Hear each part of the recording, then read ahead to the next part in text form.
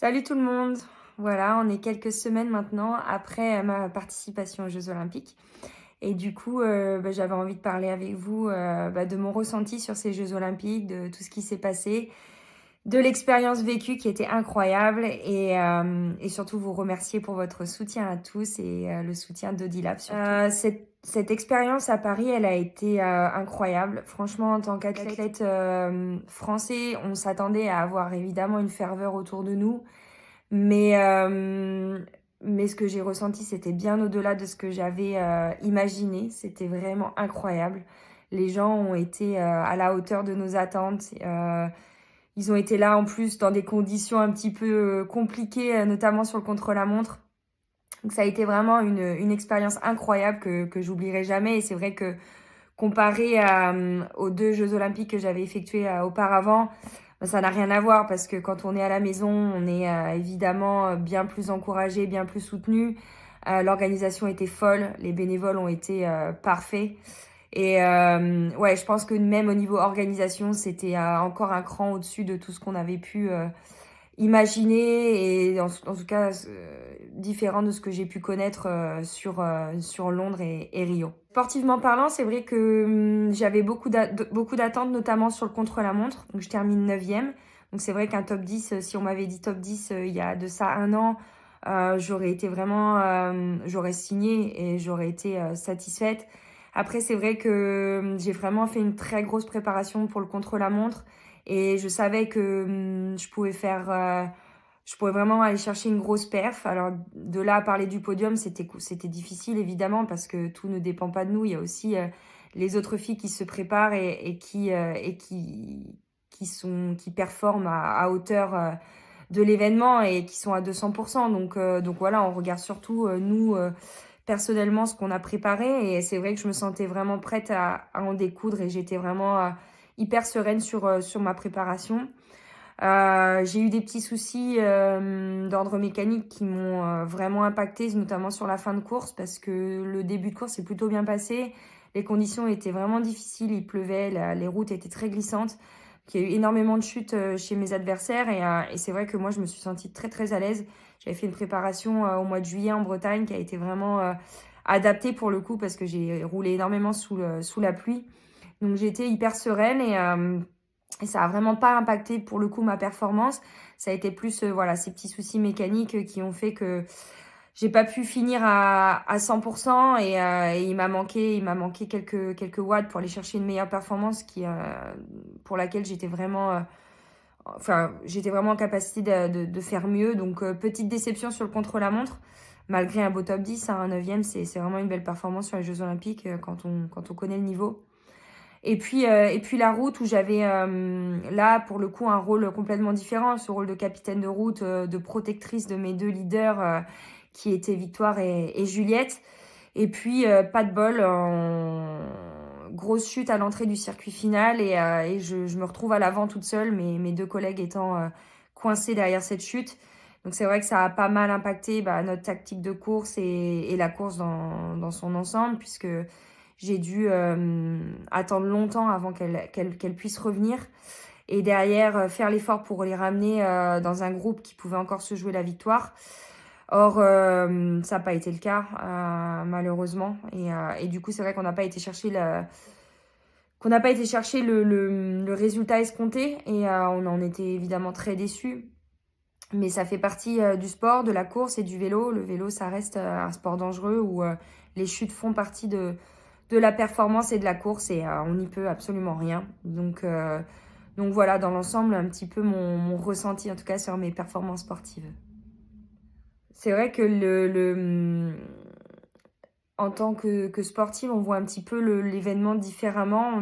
Nous, on n'était pas logés, sur le village olympique, donc on y est passé, brièvement pour quand même se mettre dans l'ambiance du village et pouvoir visiter et voir un petit peu à quoi ça ressemblait. Et c'est vrai que voilà, les Jeux olympiques, c'est une grosse effervescence. Il y a beaucoup, beaucoup de monde, donc c'est très dur et d'ailleurs beaucoup d'athlètes l'ont souligné, c'est très dur de rester concentré, quand on est, au village olympique parce que, il y a beaucoup de monde, il y a beaucoup de bruit, voilà, ça prend énormément d'énergie. Donc nous, on a eu la chance d'être vraiment au calme, et de pouvoir se concentrer uniquement sur notre épreuve, sur nos épreuves et ça a été une grande chance. Donc c'est vrai qu'on n'a pas vraiment connu l'effervescence du village olympique. Mais en tout cas, sur les lieux de compétition, c'était vraiment une super ambiance. Les gens étaient là au rendez-vous. On a pu être quand même assez proche des gens malgré la sécurité autour des athlètes, évidemment, qui était grande. Jamais vu, je pense, autant de gendarmes dans Paris. On s'est senti vraiment très en sécurité pour le coup. Mais tout en étant assez proche du public et en pouvant être en communion avec le public. Je pense que la montée de Montmartre, personne n'avait jamais vécu ça, même les garçons sur le Tour de France ne l'avaient pas vécu. C'était fou, j'avais l'impression d'avoir vraiment l'oreille collée à une enceinte de musique tellement le bruit était fort. Et ça, je pense qu'on le retrouvera, enfin on le revivra jamais. Et c'était vraiment, vraiment spécial. Et ouais, l'organisation de Paris 2024, je pense que encore une fois, ça sera difficile de l'égaler tellement c'était assez incroyable pour les bénévoles, pour le public et pour les athlètes. Le moment le plus marquant pour moi, c'est vraiment cette montée dans Paris de Montmartre qui était absolument folle. Enfin là, clairement, il n'y avait pas de jauge au niveau du public. Tout le monde était les uns sur les autres. Moi, j'avais de la famille, des amis qui étaient dans ce public qui m'ont dit mais c'était fou l'ambiance qu'il y avait de supporters qui pour la plupart n'avaient aucune idée de qui on était, aucune idée de ce qu'était le cyclisme, qui regardent jamais le vélo à la télé, mais qui étaient là pour l'ambiance, pour partager entre supporters et on l'a vu dans les différentes enceintes, que ce soit dans les stades ou sur le bord des routes, l'ambiance était juste folle. Les gens ont vraiment été en communion avec ces Jeux Olympiques, ont profité de ces Jeux Olympiques et c'était juste incroyable. Le message que j'aimerais passer à mes supporters, bah, c'est déjà vraiment merci. Merci d'avoir été aussi nombreux, d'avoir été aussi bruyants, parce que ça nous a donné des watts en plus, ça c'est clair.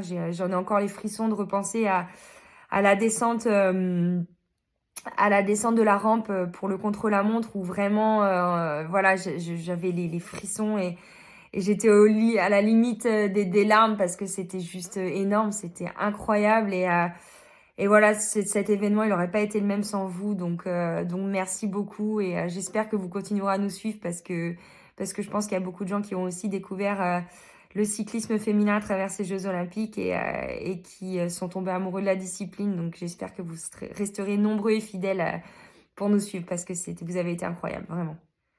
La suite maintenant, c'est la fin de saison avec encore une fois la chance de pouvoir porter le maillot tricolore, notamment là cette semaine, ce week-end, sur les championnats d'Europe qui ont lieu dans le Limbourg belge. Et puis il y aura la semaine suivante en Suisse les championnats du monde où on espère aller chercher la plus belle des médailles sur le relais par équipe où on avait pris la 2e place l'an passé. On espère changer de métal et passer à la médaille d'or et surtout au maillot tricolore, mais qui se transformait qui se transformerait en maillot arc-en-ciel. C'est vraiment ce dont on a envie et j'aimerais vraiment finir ma carrière sur avec ce beau maillot arc-en-ciel. C'est vrai que Odila a été d'un grand soutien également avec les embouts d'oreilles qui m'ont suivi tout l'été, que ce soit sur ces Jeux Olympiques, sur le Tour de France et là sur les prochaines échéances. C'est vrai que c'est l'outil indispensable, peut-être la première chose que je mets dans ma valise parce que tout simplement le repos encore une fois et le sommeil fait partie intégrante de la vie d'un athlète et c'est vrai que ça m'aide vraiment. On change énormément d'hôtels et parfois on est dans des hôtels où l'insonorisation est malheureusement pas top et c'est vrai que ça m'a permis de traverser l'été du mieux possible. En tout cas pour la récupération ça a vraiment été un outil indispensable pour moi et je continuerai évidemment de les utiliser dans mes prochaines compétitions.